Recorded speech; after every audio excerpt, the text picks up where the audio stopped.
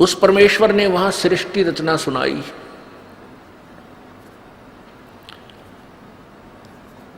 उन्होंने बताया, परमेश्वर ने बताया कबीर जी ने, कि तुम सतलोक में रहा करते थे सभी, वहां कोई कष्ट नहीं था तुम्हारे को, ना मृत्यु थी, ना ये तपस्या का कष्ट था, ना कोई रोग था, ना कोई कोढ़ था, किसी चीज का अभाव नहीं था आप जी को। तुम अपनी गलती से यहां काल के जाल में फंस गए।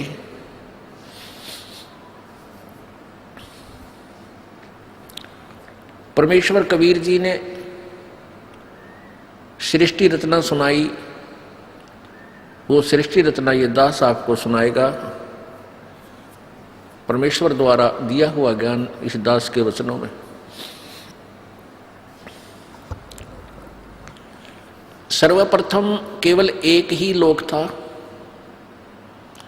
जिसको अकय लोक बोलते हैं, अनामी लोक कहते हैं। उसमें परमेश्वर कबीर जी अकेले थे। उसके बाद उस परमेश्वर ने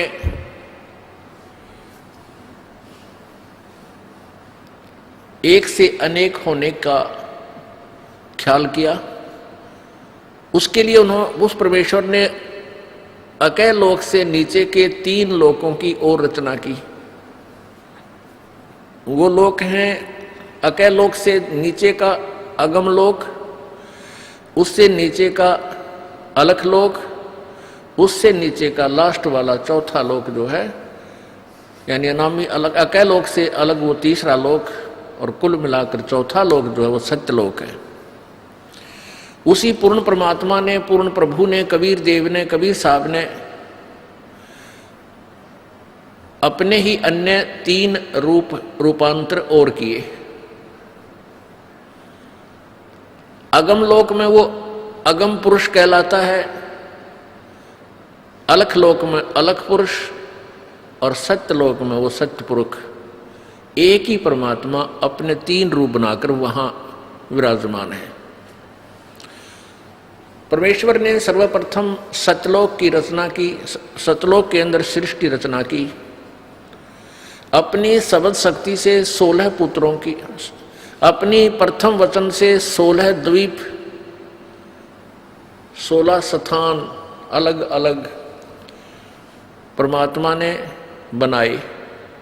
फिर 16 शब्दों से, 16 वचनों से 16 पुत्रों की उत्पत्ति की,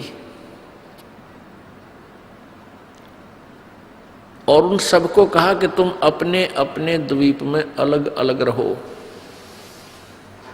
उसके पश्चात परमेश्वर ने, कबीर जी ने अपने पुत्र उन 16 में से जो अचिंत है उससे कहा कि अचिंत आप अन्य रचना आप करो।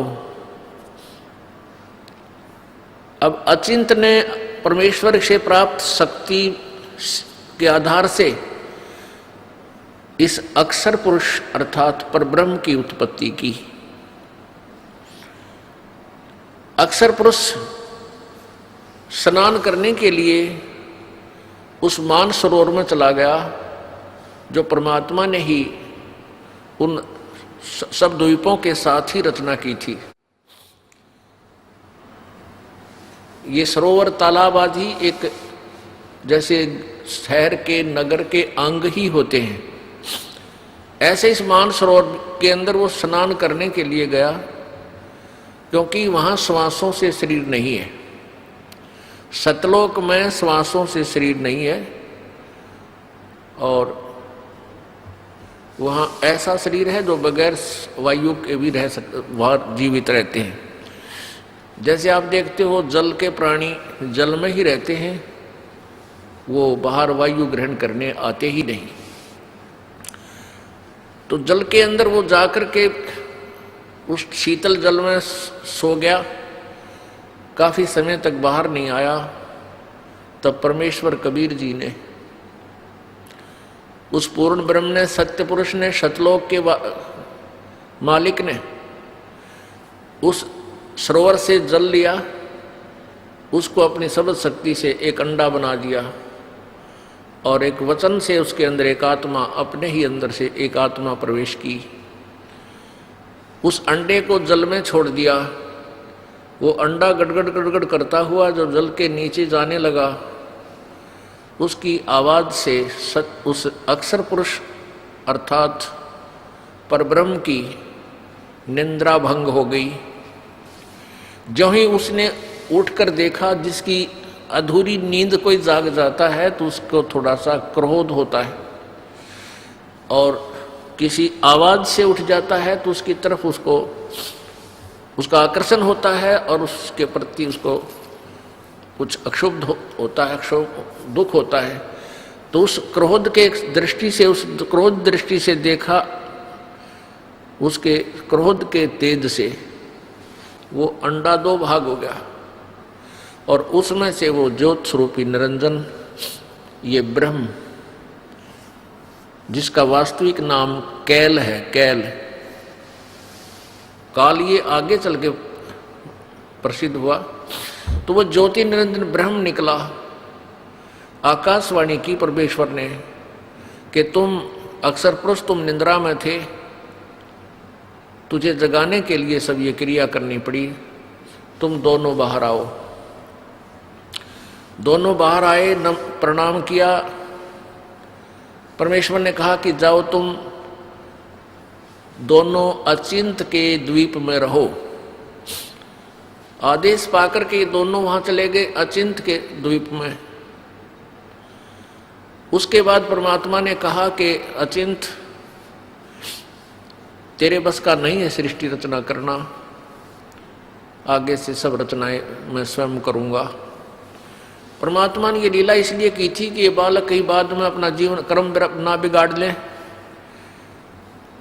इनकी फड़क निकाल दूं, इनका भ्रम मिटा दूं कि समर्थ ही कार्य सब कर सकता है, जीव के बस का नहीं। अचिंत चुपचाप बैठा रहा, अक्षर पुरुष वहां जा करके सो गया, उसके बस की बात नहीं, इसको कैसे जगाऊं। तो जीव जीव ही रहेगा और पीव पीव ही है, परमात्मा परमात्मा ही होता है। इसलिए परमेश्वर ने कहा कि अब तुम बीच में टांग मत अड़ाना, तुम्हारे बस का नहीं है कुछ भी, मैं स्वयं ही सब करूंगा। इससे परमात्मा ने उसके बाद हम सभी आत्माओं को, असंख्य आत्माओं को अपनी वचन शक्ति से वहां सतलोक में भर दिया। हम सभी वहां आनंद से रहने लगे। वहां कोई दुख नहीं था, कोई कष्ट नहीं था, किसी चीज का अभाव नहीं था। सब भंडारे भरे रहते हैं, काजू किस्मत सेब संतरे वहाँ के जो फल हैं, मेवा है, वो सदाबहार बाग हैं। अमृत आहार है, अमृत ही वहाँ का जल है। और कोई काम नहीं, ये नाड़ी वाला शरीर नहीं, शुक्रम अकायम असनाविरम। वहाँ हमारा जो शरीर है वो बगैर स्नायु का है, और ये माता पिता के योग से बने हुई शुक्र से बना हुआ हमारा शरीर नहीं है। तो वहाँ कोई रोग नहीं, कोई बीपी हाई ना, कभी लो नहीं, किसी प्रकार का कोई शुगर नहीं, ना वहाँ कैंसर, ना फेफड़े खराब हो, ना गुर्दे खराब हो, कोई भी कष्ट नहीं, किसी चीज़ का अभाव नहीं, कोई काम नहीं, सुंदर आहार, सदाबहार बाग, हर चीज़ वहाँ उपलब्ध रहती है। चार मुक्ति जहाँ चंपी करती माया होरी दासी, दास गरीब अभय पद पर से वहाँ मिले राम अविनाशी।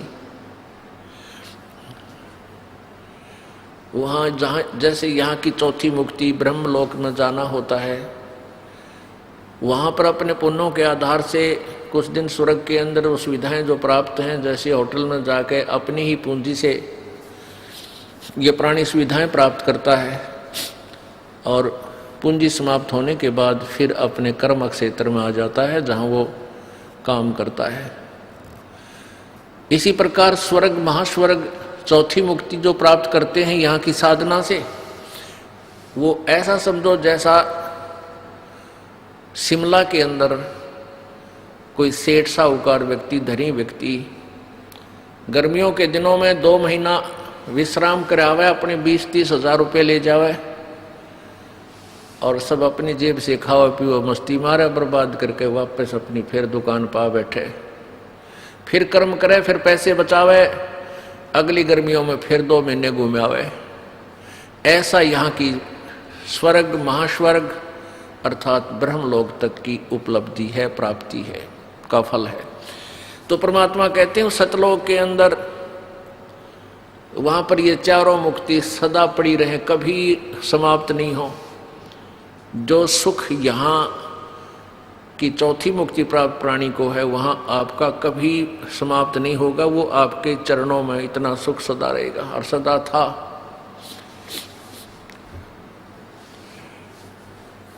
कुछ दिनों के बाद क्या हुआ कि इस ज्योति निरंजन काल के मन में एक खुरापात उत्पन्न हुआ, इसमें कुबद उत्पन्न हुई, कुमति। इसने सोचा कि मेरे सभी भाई जितने भी हैं सब अलग अलग आराम से रह रहे हैं, बड़े बड़े द्वीप हैं उनके, और हम 3 एक द्वीप में रह रहे हैं। तो उसने क्या किया, एक पैर पे खड़ा होकर तपस्या प्रारंभ की। किसने? इस ज्योति निरंजन ने, ब्रह्म ने, जो 21 ब्रह्मांड का स्वामी है। वहां सतलोक में ये केवल एक द्वीप में रहते थे 3 जने।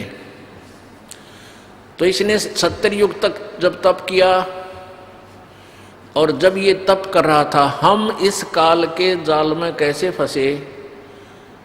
पुण्यात्मा, ये परमात्मा कबीर उस पूर्ण ब्रह्म द्वारा बताई गई कहानी है। ये कोई बालकों की कथा नहीं, या भूतों की कहानी नहीं है, या फिल्म स्टोरी नहीं है। ये 100% यानी 100% सत्य है। आपको बताया कि आप जी ने वो अज्ञान इतना सुन रखा है, वो बकवाद इतनी सुन रखी है कि सत्य कथा को आप बकवाद समझते हो, ये सोचते तो बनावटी बातें हैं। बनावटी बातें बनाने की उस परमेश्वर को कोई आवश्यकता नहीं थी। हम बहुत बना रहे थे, बहुत अपनी अपनी डफली बजा रहे थे, तभी आकर के उस परमेश्वर ने हमें शिक्षा दी कि तुम गलत ज्ञान से रंगे जा चुके हो। प्रत्येक पॉइंट परमात्मा का एक एक शब्द सत्य है।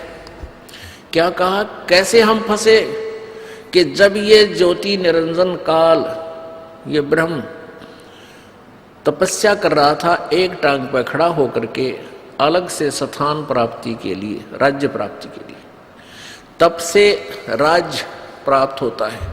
तो हम इसकी तरफ देख रहे थे, इसकी इस कला पर, इस अदा पर, इस एक्टिंग पर हम सभी आत्माएं आसक्त हो गए। हम इसको हृदय से पसंद कर बैठे। परमात्मा पूर्ण ब्रह्म कबीर जी ने यानी सत्य पुरुष ने आवाज लगाई, आकाशवाणी की कि बच्चों तुम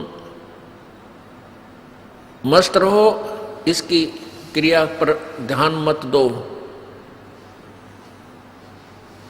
अब परमपिता की आकाशवाणी आवाज सुनकर हम ऊपर से तो सावधान हो गए, परंतु अंदर से उसकी चाह मिटी नहीं।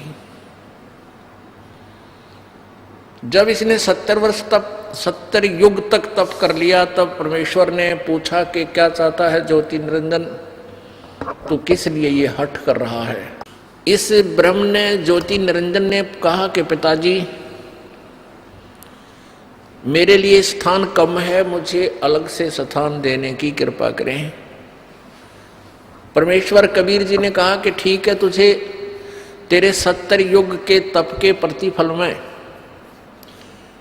मैं तुझे 21 ब्रह्मांड देता हूं। जैसे एक धनी पिता अपने पुत्र को 21 प्लाट दे दे कि ले भाई ये 21 प्लाट तेरे हैं, क्यों रोजाना टेंशन पैदा करता है, तू झगड़ा करता रहता है, ले पकड़ अपने 21 प्लाट तू अपने अलग रख। ऐसे इसको 21 प्लाट दे दिए परमेश्वर ने, 21 ब्रह्मांड दे दिए। अब ज्योति निरंजन काल ने सोचा, ब्रह्म ने सोचा कि इसमें कुछ कंस्ट्रक्शन करूं, रचना भी हो, खाली प्लाट के काम आओगे। इसने फिर तपस्या प्रारंभ की, 70 युग फिर की। और हम और ज्यादा इस पर आसक्त होते चले गए। परमात्मा रह रहकर हमें समझाने की चेष्टा कर रहे हैं कि तुम अपने मस्त रहो, इसकी इस क्रिया पर ध्यान मत दो। लेकिन हम इतने ढीठ हो गए, अपने परमपिता को भी धोखा देने में नहीं चूके। दूसरी बार जब इसने 70 युग तप किया तो परमात्मा ने पूछा भी क्या मांगता है तू, जो तू मांग रहा था वो मैंने दे दिया। ज्योति निरंजन ब्रह्म ने कहा कि प्रभु पिताजी इसमें कुछ रचना की सामग्री देने की कृपा करो। परमेश्वर ने कहा कि ले बेटा, 5 तत्व और 3 गुण प्रभु ने बनाकर अपनी सबद शक्ति से उत्पन्न करके इसको दे दिए। अगले खेल ले, खेल खिलौनों से। अब इसने सोचा भी कंस्ट्रक्शन भी कर लूंगा, फिर अकेले का जी लग गया 21 प्लाटों में, तो संतान भी चाहिए, यानी मेरे साथ कुछ आत्माएं भी हों, मेरे साथी हों, मिलजुल कर वहां रहें आराम से। इस दृष्टिकोण से इसने फिर तपस्या की। उस समय इसने 64 युग तक जब तप कर लिया, तब परमेश्वर कबीर जी ने, सत्य पुरुष ने पूछा कि भी ज्योति निरंजन, जो तू मांगता था वो मैंने तुझे दे दिया, जो तूने मांगा वो मैंने तुझे दे दिया, अब क्यों हट कर रहा है, अब क्या चाहता है तू? तो ज्योति निरंजन ने कहा कि पिताजी मुझे कुछ आत्माएं दे दो, मेरा अकेले का जी नहीं लगता, दिल नहीं लग रहा। परमेश्वर ने कहा कि भी बात सुन ले ज्योति निरंजन, ये सभी आत्माएं मेरे बच्चे हैं, मेरा अंश है, क्योंकि मेरे वचन से, मेरे शरीर से ये बाहर आए हैं, उत्पन्न मैंने उत्पन्न किए हैं। ये जीव नहीं दे सकता किसी कीमत पर, किसी भी क्रिया पर और किसी भी तप से जब से मैं ये नहीं दूंगा, मैं नहीं दे सकता, ये मेरी आत्मा है। उस अंतर्यामी परमात्मा को सब पता था कि ये दूध फट गया, ये सेब खराब हो गए, और सेब खराब हो जाए तो वो सेब सेलर उस सेब को उन सेबों से बाहर दूर फेंक देता है, बाहर फेंक देता, उसको मंडी के खागड़ खाया करें, फिर पातला कुचला, कुत्ते खावे, गधे खावे। तो ऐसे हम सभी आत्माएं उस परमात्मा की दृष्टि से गिर गए, हम पतिव्रता पद से गिर गए, क्योंकि हम इस ज्योति निरंजन को अंतर आत्मा से चाहने लगे, और पिताजी के कहने के बावजूद भी हमने अपनी चाहत को वापस नहीं किया। पुण्यात्माओं, आप देखते हो ये रोग हमारा वहीं से लगा था। ये आप देखते हो, ये हीरो और हीरोइन, अभिनेता अभिनेत्री अपने रोजी रोटी के लिए नाचना कूदना, चटक मटक डायलॉग बना बना के इसे गाँव में नाच बजावे, और हम उनके ऊपर आसक्त हो जाते हैं, युवा बच्चे। और माता पिता कितना इनको धमका ले टेलीविजन ना देखियो, कितना इनको कह ले कि सिनेमा देखने मत जाइयो, कहेंगे को नहीं जावा, और सिनेमा का वहाँ पाऊंगी। यहाँ इस बरवाला में, हिसार में या कहीं आसपास पता लग जाए नहीं युवा बच्चों को कि वहाँ हिसार में कोई अभिनेत्री आई है या कोई अभिनेता, ये नाच कूद करनी है, फिल्मों में कार्य करने वाले ये आया है, तो देखे इनका जम घटे, भगवान इतने इकट्ठे हो जाएंगे, कहाँ से खड़ा है, आधा किलोमीटर दूर से एडी ठाठा देखे जाके वो खड़ा स्टेज पे, वो खड़ी, और लेना एक ने देने दो, सारा दिन धक्के खा के और उल्टे आ जाए। तो बेमतलब वो अपने पैसे के लिए, अपनी रोजी रोटी के लिए उछल कूद कर रहे, और हम फ्री में उनके लिए वहां धक्के खाते आने रहे। तो ये रोग हमारा वहां लगा था। तो हम अपने उस मूल मालिक ने, उस परम पिता पर आसक्त रहे नहीं, जो सारे सुख देता, कोई रोग नहीं, कोई दुख नहीं, कोई किसी की मृत्यु नहीं, किसी का बेटा मरे नहीं, किसी की बेटी मरे नहीं। और उसको छुबोलकर हम इस पे ज्योति निरंजन की इस कला पर एक पैर पे खड़ा होकर तप कर रहा। ओह देख रहे हो, देख आप यहाँ देख लियो, इस बरवाला में कोई या शहर आसपास की तरह को बाबा जी ये नकली हठ योगी शास्त्र विरुद्ध साधक नो पता लग जाना वह बाबा जी खड़ा तप है भाई, और 5 दिन हो गए, 10 दिन हो गए, कोई फिर महीना हो जा तो सारा बरवाला देखने जा, सारे उस पर चढ़ा का, और भाई पैर सूझ रहे हैं, मोटे मोटे पैर हो गए, और क्या होंगे उस गधे के, खड़ा रहेगा तो पैर सूझेंगे। परमात्मा ने भक्ति करने का तरीका बताया है वेदों में, गीता जी में, बिल्कुल आसान मार्ग है, सहज मार्ग है, वो तो किया नहीं। तो उस पर आसक्त हो जाए, किसी को कह दे भाई बैठ कर भजन कर ले, यू नाम है, ये मंत्र हम जो आपको बताते सबसे आसान, यू ना बने और न्यू के उठा पेट पलनिया जाऊंगा और कावड़ लाऊंगा, फुदड़ फुदड़ पैदल जाकर पैदल कितना डले डुवाले डोलेगा, पर बैठ कर मंत्र 2 माला करते हैं अंगड़ाई टूटने लग जाए, चल लगे तो घूम का वहाँ। अब घूमा पर घूमना पर हो गया अपने पाछे, फिर कौन बैठने देगा। तो कहने का भाव ये कि हमारा यह बीमारी वहाँ से लगी हुई है, अब इसको हमने दोबारा सेट करना है।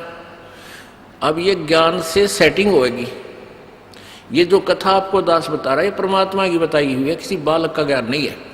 इसको आपने हृदय में लिख लेना है और तब इस ज्ञान को, अध्यात्म ज्ञान को आप समझ पाओगे, नहीं तो ऐसे ही भ्रमित रहेंगे। क्योंकि सृष्टि रचना के बिना कोई भी सिर पैर किसी शास्त्र का आप समझ नहीं सकते। ये मास्टर की है, ये मुख्य चाबी है उस सदग्रंथों को समझने की और आध्यात्मिक ज्ञान को जानने की।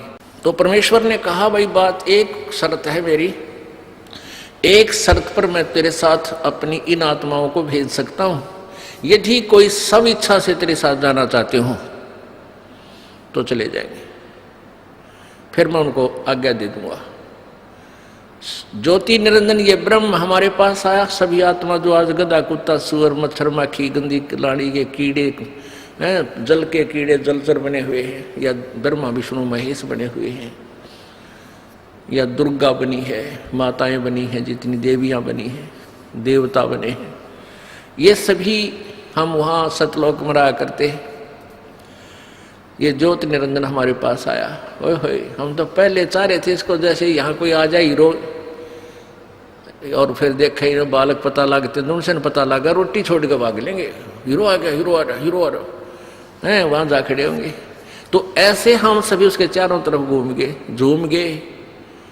उसने कहा कि भाई ऐसा है, मैंने पिताजी से 21 ब्रह्मांड लिए हैं और उसमें रचना करने की सामग्री भी ली है, आप मेरे साथ चलोगे? वहाँ से बनाऊंगा, स्वर्ग बनाऊंगा, महास्वर्ग बनावाएंगे, हैं वहाँ से ऐसे लगाएंगे, मेवा लगाएंगे, ऐसे करेंगे। तो हमने कहा कि हम तैयार हैं, यदि पिताजी आज्ञा दे दें तो हम आपके साथ चल पड़ेंगे।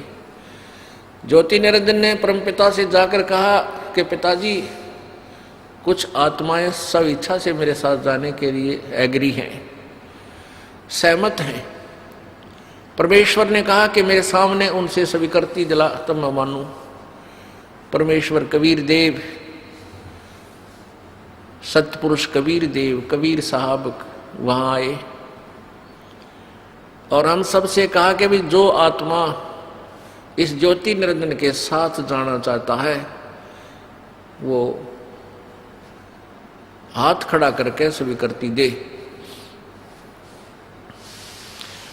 अब पिताजी के सामने जो रोज ये कहा करता कि इसकी तरफ मत देखो, हम सभी शर्मिंदा हो गए और नीची गर्दन कर ली, कोई नहीं बोला, सन्नाटा छा गया। परमेश्वर ने फिर कहा कि भाई बोलते क्यों नहीं तुम? ये ज्योति निरंजन तो कह रहा था कि कुछ आत्माएं मेरे साथ चलने को तैयार हैं, बताओ कौन है? परमेश्वर ने कहा भी ज्योति निरंजन तो झूठ बोल रहा था, कोई भी तेरे साथ जाने को तैयार नहीं है। तो ऐसा सुनकर एक कर्महीन आत्मा ने सबसे पहले स्वीकृति दी कि मैं जाना चाहता हूं, मैं जाना चाहता हूं। अब फिर हमने सोचा कि सारी लूट ये अकेला लूट जा, वो आत्मा अकेली ही लूट जा। तो फिर हमने भी सारा, जैसे बच्चे क्लास में नहीं होते, अध्यापक पूछता है वे जिसका प्रश्न याद है वो हाथ खड़ा करे, पहले डरता डरता एक आधा कराया करे, फिर उसको देखते सारे कर दे कर दे हमारे पिटाई हो जा। तो सभी के हाथ लहरा रहे हैं। परमात्मा बोले भाई ठीक है, ज्योति निरंजन तू जा अपने ये 21 ब्रह्मांड जो प्लाट थे ये ऊपर ही थे सतलोक के अंदर एक कोने में बहुत दूर। परमेश्वर ने कहा कि तू जा अपने उन प्लाटों में, इन सभी आत्माओं ने जो तेरे साथ जाने की स्वीकृति दी है ये मेरे कंप्यूटर में आ गई, इनकी सब के नंबर, इनको मैं अपने हिसाब से भेजूंगा और तेरे पास ये आ जाएंगे। ज्योति निरंजन चला गया। उस समय परमेश्वर कबीर जी ने उस आत्मा का जिसने सबसे पहले हिम्मत की थी अपने परम पिता से विमुख होने की, उसका एक लड़की रूप बना दिया, एक लड़की का रूप बना दिया। लेकिन उसको स्त्री इंद्री नहीं लगाई परमात्मा ने, बाकी स्वरूप लड़की का बनाया। इसमें भी कोई राज था दाता का। ये देखना चाहते थे कि ये नीच आत्मा ये निरंजन कितना और गिरावट में आता है, और हम सभी आत्माओं को सूक्ष्म रूप बनाया, बीज रूप, और दुर्गा के शरीर में अपने वचन शक्ति से प्रवेश कर दिया। जैसे आप देखते हो कि डॉक्टर बताते हैं कि 1 मिलीग्राम ब्लड में अरबों खरबों जीवाणु होते हैं, और उस ब्लड को निकाल कर वो दूसरे में डाल देते हैं। अरबों खरबों जीवाणु एक से दूसरे में चले जाते हैं। ऐसे परमेश्वर ने अपने वचन शक्ति से, यानी उस सिरंज से, इंजेक्शन से, वचन इंजेक्शन से सभी को सूक्ष्म रूप दे करके और उस दुर्गा के शरीर में प्रवेश कर दिया। उस लड़की का नाम प्रकृति देवी रखा, प्रकृति। आगे चल के यही दुर्गा, अष्टांगी आदि नामों से प्रसिद्ध हुई। त्रिदेव जननी यही प्रसिद्ध हुई। सभी आत्माओं को उसमें प्रवेश कर दिया। उस लड़की से कहा कि बेटी तेरे अंदर मैंने सभी आत्माओं को प्रवेश कर दिया है, और तेरे को मैं एक वचन शक्ति देता हूं कि जितने जीव तू कहेगी उतने ही तेरे वचन से, तेरे अंदर से अपने आप मेरी ताकत से, मेरी पावर से, मेरी शक्ति से बाहर आ जाएंगे, और वो युवा शरीर में प्रकट हो जाएंगे। नर और मादा जितने भी तू चाहेगी बना देगी। और अपने पुत्र सहजदास से कहा कि जा सहजदास अपनी बहन को, वो सहजदास कौन है? जो सबसे पहले 16 पुत्र उत्पन्न किए थे, उनमें से एक है सहजदास, कि जा इस लड़की को, अपनी बहन को ज्योति निरंजन के पास छोड़िया। अब सहजदास अपने परम पिता की आज्ञा पाकर अपनी बहन दुर्गा को लेकर के ज्योति निरंजन के पास गया। प्रभु आदेश से उसे कह दिया, और आदेश दिया था प्रभु ने जोगजीत को कि सहजदास को कि बता देना उसको कि इस लड़की के अंदर मैंने सब आत्माएं प्रवेश कर दी हैं, और इस लड़की को शब्द शक्ति दे दी है, जितने जीव तू कहेगा ये उत्पन्न कर देगी। सहजदास ने जाकर के ज्योति निरंजन से कहा कि परमेश्वर ने, पिताजी ने सभी जीवात्मा जो तेरे साथ आना चाहती थी सबको सूक्ष्म रूप दे करके बीज रूप में और इस लड़की में प्रवेश कर दिया है, और इसको शब्द शक्ति दे दी है कि जितने जीव ये तू चाहेगा ये उसी से मैं उत्पन्न कर देगी, नर और मादा। ऐसा कहकर के जो सहजदास वापस आ गया, वहां दुर्गा यानी ये प्रकृति और वो काल ज्योति निरंजन दोनों रह गए। अब युवती होने के कारण लड़की का रंग रूप निखरा हुआ था, और ज्योति निरंजन के अंदर ये काम वासना का अंकुर फूट गया। उस युवा लड़की को देखकर इसके अंदर दुर्विचार उत्पन्न हुए। लड़की के साथ दुर्व्यवहार करने की चेष्टा की, उसके साथ बदतमीजियां प्रारंभ की। दुर्गा समझ गई कि इसकी नीयत में दोष आ चुका है। प्रकृति देवी ने कहा कि ज्योति निरंजन, मेरी एक अर्ज सुन ले, तू ये पाप मत कर। तू मेरा बड़ा भाई है, मैं तेरी छोटी बहन हूं। तू पहले परमात्मा ने अंडे से उत्पन्न किया, उसके बाद हमारी उत्पत्ति की, और बहन भाई का ये नाता, ये दुराचार महाघोर पाप होता है, ऐसा जुल्म मत कर। अब ज्योति निरंजन ने एक नहीं सुनी उस देवी की, हर संभव याचना भी उसने कैंसिल कर दी, रिजेक्ट कर दी। तब दुर्गा ने सोचा कि अब तेरी इज्जत के बचाव का कोई विकल्प नहीं बचा। तब उसने अपना सूक्ष्म रूप बनाया, और जो ही उसने बकवादों के लिए मुंह खोल रखा था, अभद्र तरीके थे, उसके मुख के माध्यम से और पेट में पहुंच गई। वहां से प्रार्थना की, हे पिताजी, हे सत्य पुरुष, मेरे साथ ऐसे ऐसे इस ज्योति निरंजन ने बदतमीजियां की, मेरे साथ ये दुष्कर्म करना चाहता था, मैंने इसके पेट में शरण ली, मेरी रक्षा करो। तब परमात्मा, मालिक को मालूम था कि न के टिड्डे देगा यो, आज तक प्रसन्न हो गए इसके साथ जाने के लिए, बैठ लिए इसकी रेल में, आगे देखो क्या जुल्म करेगा इनके साथ। पता था परमेश्वर को। तो परमात्मा पूर्ण ब्रह्म स्वयं ही अपने पुत्र जोगजीत का रूप धारण करके और वहां प्रकट हो गए इस काल के लोकों में। ये ऊपर ही थे सतलोक में। वहां जाकर कहा कि ज्योति निरंजन, सुन ले आदेश परमपिता का।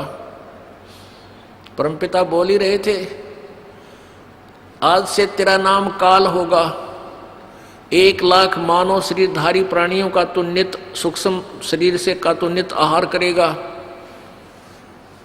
1,00,000 मानव शरीरधारी प्राणियों से निकले उस गंध को तू नित खाया करेगा, और 1,25,000 उत्पन्न करेगा।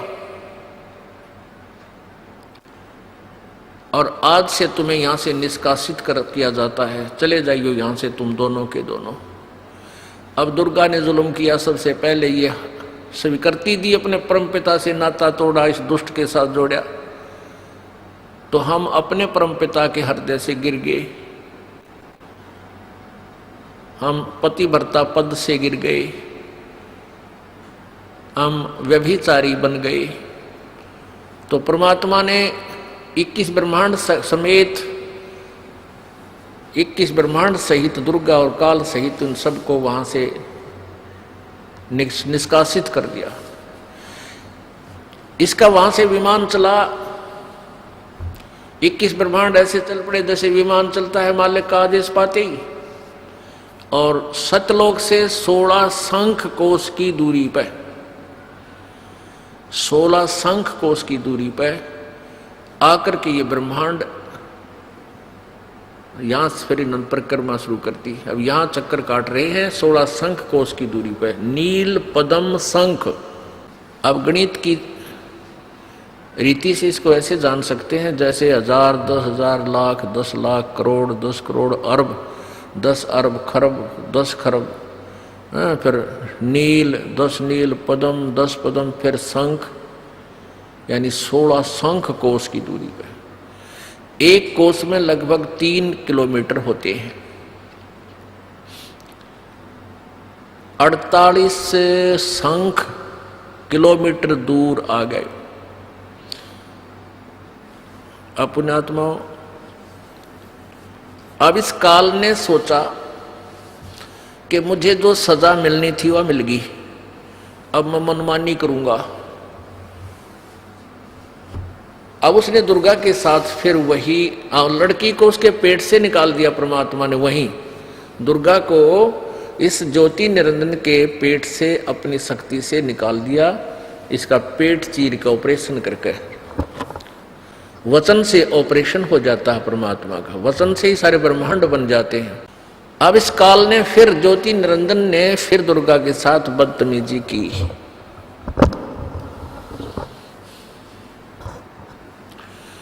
इसने फिर बदतमीजी प्रारंभ की।